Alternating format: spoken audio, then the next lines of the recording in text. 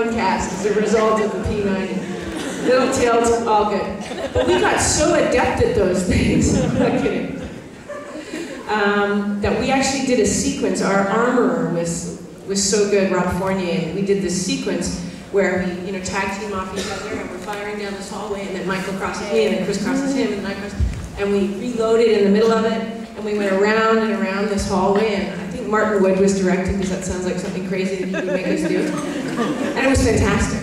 And I don't think we could have done it with the P9 or with the MP5s. So in as much as I, Amanda Tapping, am a human being that thinks that nobody should own a gun, Sam Carter really liked her P90. Had a certain zen with that weapon. Hi, Amanda. Hi. Hi. One of the things I absolutely love about Sanctuary is the range of cultures used across the show. They're not token two-bit characters. What brought that on? What was the overriding guiding principle about the show? Well, we wanted to do a show that embraced difference, that celebrated the differences between not only humanity, but the animal world, mythology, history. And we also decided that we wanted it not to feel like an American show, because it's not. It's actually 100% Canadian. But we wanted it to feel worldly. We wanted to encompass all the different cultures. And the beauty of shooting green screen is that we could go anywhere in the world. And after season 1, we got a Canadian composer, Andrew Lockington, who celebrates and loves world music. So he added a different sort of worldly flair to the show. So it was very much part of the design that Sanctuary would have this, can't quite place it. Nobody really knows where Old City is. So is it in America? Is it Canada? Where is it? And the fact that we have sanctuaries around the world, and we didn't want it to feel tied to one particular country. We wanted it to feel like it sort of embraced all the countries. So that was very much a design, and culturally too. Thank you. Hey, Amanda. Hi. Hi. Two-part question. The first one is all the funds that have been raised on eBay recently for Sanctuary for Kids and conventions like AT5 and all that. What's been happening this year? And is Once Upon a Cure a part of that? No. Okay. So Once Upon a Cure is a completely separate entity. Once Upon a Cure is Ryan Purcell, who's the camera operator on Sanctuary. He and his wife have a son, Trey. He has Hunter's syndrome, or MPS II, and it's a degenerative disease with no cure. And there's very little funds being raised for it. It's considered an orphan disease. So Trey and his wife, Deb, started this Tacos for Trey fundraiser to raise money for MPS II. And it has grown and gone every year. It used to be in their backyard, and now it's in a school. And so this year they decided to up it a notch and do the Once Upon a Cure Gala. But that's all the funds go to MPS research. And they were just recently in North Carolina with Trey. He just got back, where he was doing a new form of therapy, which, we're all hopeful. He's 7, and he's doing really well. But it's a struggle. It's a long road. So Once Upon a Cure is just incredibly personal to all of us because of Ryan. And we just love him and Deb so much, and Trey. So that was that. Sanctuary for Kids is my charitable foundation that I started 2 years ago with Damien and a friend Jill, and that's my baby. That's my passion, my professional passion project is that charity. So, and the show, but the fact of the matter is the show may not last forever, but the charity will continue. And we've raised, I think, $250,000 now in 2 years, and it's just doing so well. We just partnered with 2 new groups in Haiti, one called Phoenix Vision Society, and they're helping to build adobe homes that have a new technology that will withstand earthquakes. They're doing it on a small scale, starting with the villages. Part of the problem in Haiti is that only 5% of the rubble has actually been cleared. And that was, how many years ago now? So, yeah, exactly. So, the people are incredibly disenfranchised, and millions and millions and millions of dollars has been committed to Haiti, but it hasn't all made it there, or it hasn't all been distributed. So a lot of it is sitting in bank accounts, and the people are not getting any of it. So there's a lot of groups that have, again with our mandate, which is really small charities on the ground, Phoenix Vision is one of those. And they're also doing trauma counseling, which is something that you may not think about. Like, let's just get them food and water and shelter. And the fact of the matter is, without the mental capacity or emotional capacity to be able to handle the scope of this tragedy, then all the food and water and shelter in the world isn't going to make a difference if you can't function your way through it. And so the trauma counseling is vital, and it's actually making a difference to the people in the communities that we're working with. Sopidep is a school that we're working with that feeds, I think, about 130, 150 people hot meals every day, and we're paying for the teachers, so the kids have an education ongoing. It's small, small. The kids at Nepal Orphans Home, which is our little home away from home, are doing fantastically well. There's now over 150 of them, and they're great. And I get little notes. Michael Hess, who runs the school, mail is really hard in Nepal. So I get letters from the girls and he scans them and emails them to me. It's like my little sweetheart, Apsara, who is about this tall, tiny little girl. She was burned from here to the thighs, and they still don't know what happened to her. Whether she was pushed into a fire or something was thrown on her. But as she's grown, her scar tissue obviously doesn't grow. So she's had to have a series of operations so she can stand up straight. Because she was,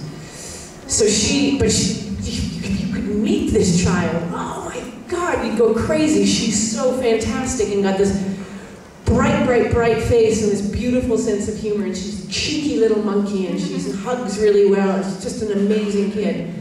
And so she always sends me these like goofy notes.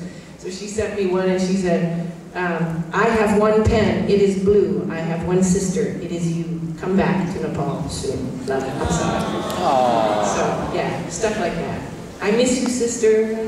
Jill and I. But you have to understand that the money, $10,000, all that money goes to that orphanage, and it pays for their rice, twice the amount of fruit and vegetables that they were getting before. We've given them chicken now twice a week instead of once a month. And as a result, their pharmacy bills have dropped by 70% during flu season, which is phenomenal. And for those of you who don't know about Sanctuary for Kids, I just encourage you to check it out. It's sanctuaryforkids.org. And go to the blog section and start at the bottom and read up about our trip through Nepal. And that will give you a sense of how important this project is to us. Okay, thanks. And just quickly, if you want to speak a little bit about Oh, and I did bring one. I have about 5 copies of this book left, so if you come for an autograph, it's a little book that was written by our script supervisor. Again, the whole crew and cast got into Sanctuary for Kids to help out. So Terry donated this book idea. It was like a little poem about a day in the life of filming Sanctuary. Thank you very much, sweetheart. It's called Rubber Rocks and Apple Boxes, and it's all film terminology. But Terry Murray wrote it with the help of my stand-in, Krista Rand. And then Jen Brisson, she's the secretary at the our post-production sound office, and she's an artist, so she did the artwork. So it's basically like a day in the life of filming Sanctuary. And it's super cute, and it's super cute. And it gives you different terminology from the film industry. And it's kind of a cute kid's book, and all the different terms that we use, like redheads and blondes and twinnies and babies are all kinds of lights. I don't know if you know that, but. So occasionally you'll walk through set and you'll hear our DP say, hang the redhead, kill the baby, let's go. They're horrible, man. They're types of lights. Yeah, it's cute. It's got the whole cast, little things about the cast. And it's just a really sweet book, but 100% of the money, we self-published it through a publisher in Victoria, BC, and 100% of the money goes to Sanctuary for Kids. And I'm selling them for $20. And I've got about 5 left, so, but they will be available on the Sanctuary for Kids website, if you get a chance. Who did I get this from? Oh, there you are. Thank you very much. Anything else? How much time do we have? They're not going to cut us off early. We've got about 15 minutes, right? Sweet. Hello, I'm typing. Hello. This may be a terribly fangirl question, but since I've only watched season 2 of Sanctuary, is there going to be anything between Magnus and Tesla?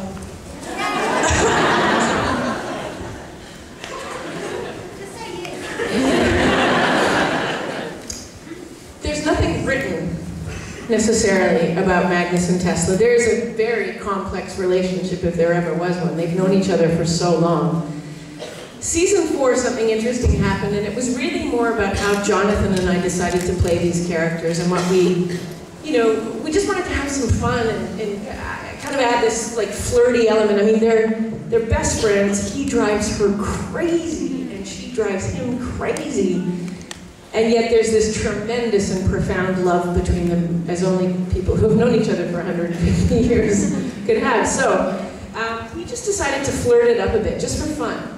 And just to add these little moments of, nothing happens between them, but there's a lot of really sweet kind of little moments. And then we ad-libbed this line in season 4. Jonathan just added one word. It was this line, and he went, "Remember?" This is just like Vienna in spring. Remember? He added "remember," and it changed the dynamic completely. And then I played this moment of.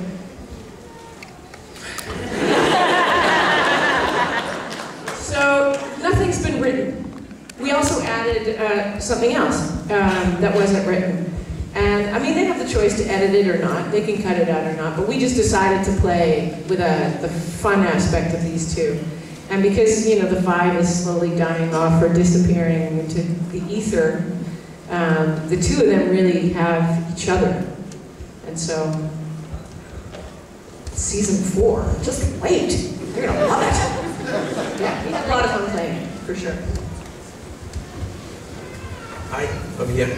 Down here. Hello. Hi. Hello. Hi. Oh, it's just awesome to have you here. Thank you. Just asking, have you ever wanted, or did you actually learn to play the cello? I've never really wanted to play the cello. I'm more a guitar girl myself. The last episode. Yeah, but when we did Unending, I thought I got pretty good, right? Like,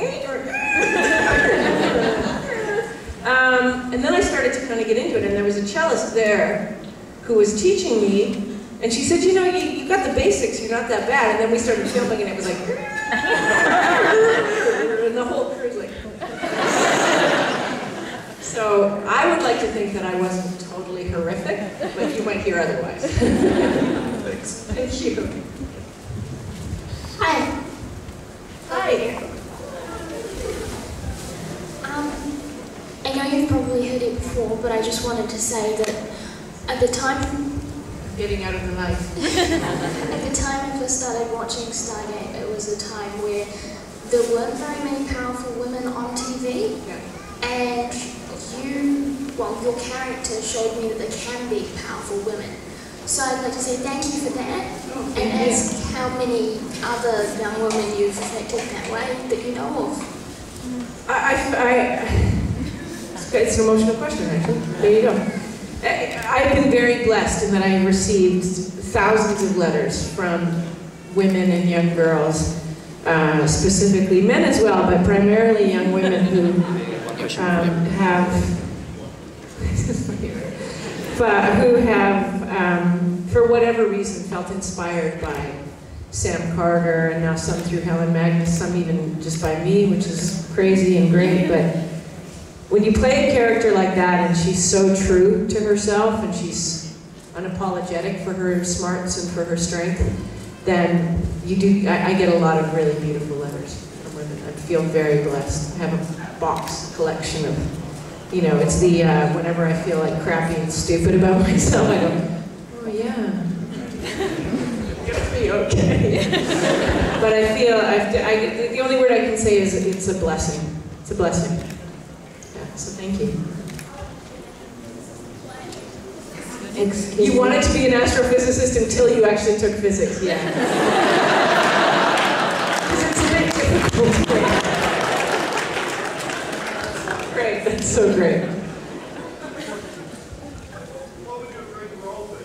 My my dream role, I think I've been playing them, to be honest. I think Carter was exactly what I needed when I was at that age and that stage of my life, and Helen is exactly what I need now. But if I had a dream job, I would be doing a period drama in, you know, the south of England in some beautiful old castle or manor house, and wearing skirts and drinking tea out of a proper china cup. And, you know, Maggie Smith and people like that. That would be my dream job. I'd love to do a period piece. Yeah. A sci-fi period piece. And the alien goes down.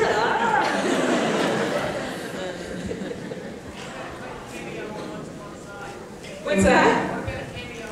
Oh, I'd love to do that. Yeah, I saw Bobby Carlyle recently and I was like, do you know anyone? Yeah, that would be fun.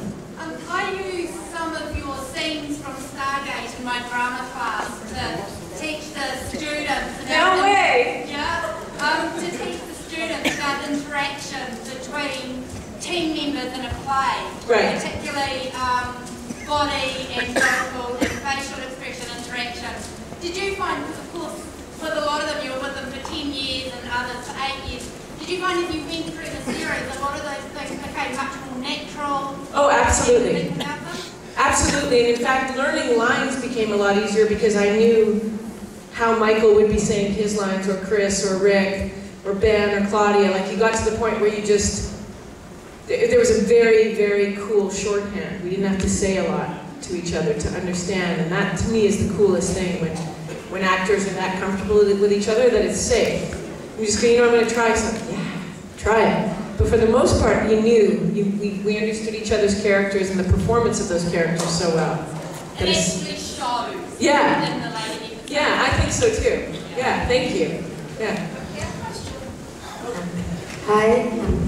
What was it like on the set when you were attacked by like invisible people, like fake invisible people? You do, I have to be honest, feel a bit silly.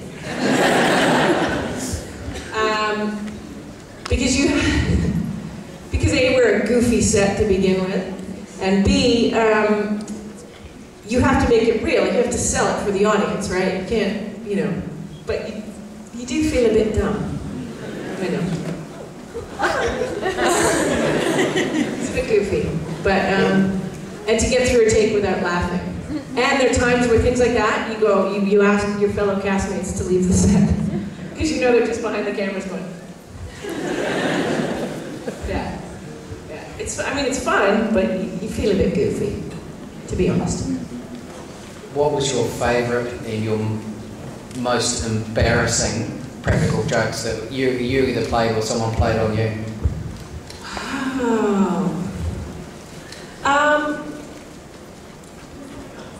Again, I have to go back to the duct tape. I think it's just brilliant that we all got duct taped to the chairs in the briefing room.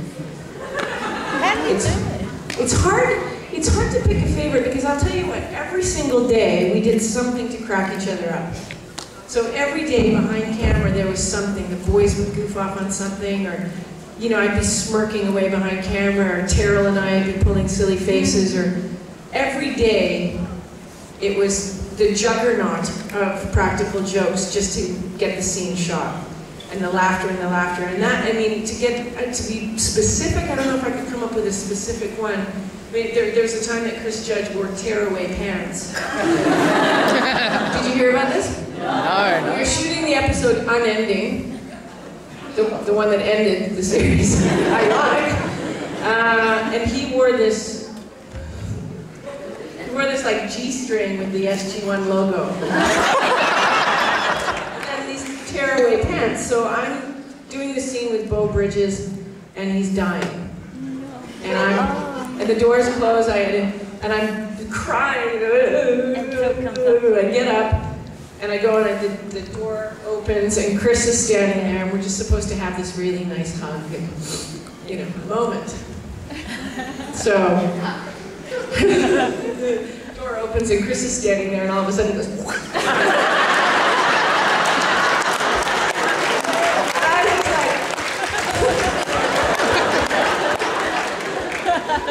an image one not soon forgets. Yeah, and then they were like, okay, cut, let's go again. And I was like, forget it. Yeah, he was the trickster. But the fact that the wardrobe people were in on it, I mean, they bought in this little G-string and sewed an SG-1 logo on them, which just it was too much. It was too much. Yeah, the whole crew knew. Yeah, but they let me get through this whole scene with Bo where he's dying. Sir, I'm so sad. Yeah. Last question says other. And most embarrassing? Most embarrassing every day. I have one question about, we always see the head's house standing like on the screens, and we never know who they are or where they're from, the heads of house in the other sanctuaries. Right. Will we ever find out who? Well, some of them we've mentioned where they are, like there's one in Cairo, there's one in Japan. But we have, like, we visited the Japanese sanctuary. I think I asked the woman who used to run the Cairo run to now run New York, and we've met her in scenes before. There's I think we have one in Liberia, but yeah, who are you thinking of specifically? The blonde woman, let's say Germany. Or Sweden. I don't know. We do have it specifically written out, but then at any given time they can change because we have a lot of the actors filmed. So unless I'm speaking specifically to someone, I'm not always entirely sure who else is up on the screen. They just all look very green. It's interesting. Hi, Nana. Hi. Hi, other side. Hi. Hi. I've waited all my life for a female Indiana Jones. Thank you so much. Wow, thank you. That's a huge compliment. My question is there anyone besides yourself that you would give credit to for the character of Helen Magnus? Damien Kindler. Okay. Who I would give credit to? Yes. Yeah, oh, Damien. Damien, absolutely. Damien created this woman. Damien wrote the pilot script for Sanctuary back in 2000, 2001. And finally, you know, and wrote it as a spec script. And then showed it to Martin and said, do you think Amanda would read this? And I mean, literally, I gobbled it up and like 34 seconds later, phoned Damien and said, I have to play this woman. But he was very much a part of the look, like dyeing my blonde hair brown, changing her physicality, making her English was an obvious choice because of where she's from, but the way that we chose to dress her, and he was very much a part of that. So He did a good job. he did, didn't he? Yeah, he's a very talented man. So that was him. I have to credit him with writing an incredible female character. One more? Amanda, if we could just have time for one more question, thank you. Thanks everyone for your great questions so far. One more, lucky last. No, over here. Here. You sound like you're in there. Replicator bugs. What was it? The replicator bugs. What was the right acting of the bugs were there? The bugs? The replicators. Replicator! Little ones. We, at first, because they looked like something from a kid's Meccano set, we were like, really? These are the very frightening replicators? But I mean, so much of that is CGI, right? So, you know, we get the little Meccano spider, and then they say, and then there's 200 of them. And I mean, again, it's like acting to invisible things. You just sort of have to. But what I liked about the replicators was when we humanized them, and then realized just how evil they were, and then went back to the mechanical, and as you do. But it's just a note for all of you: if you ever have a replicator in your house, shoot it. And if you're using a P9, don't go like that.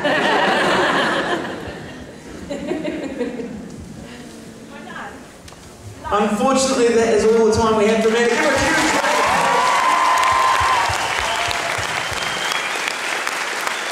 Thank you very much.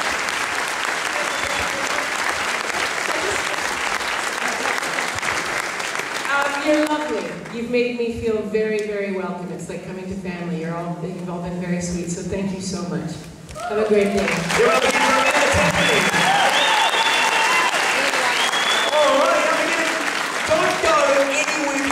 right now.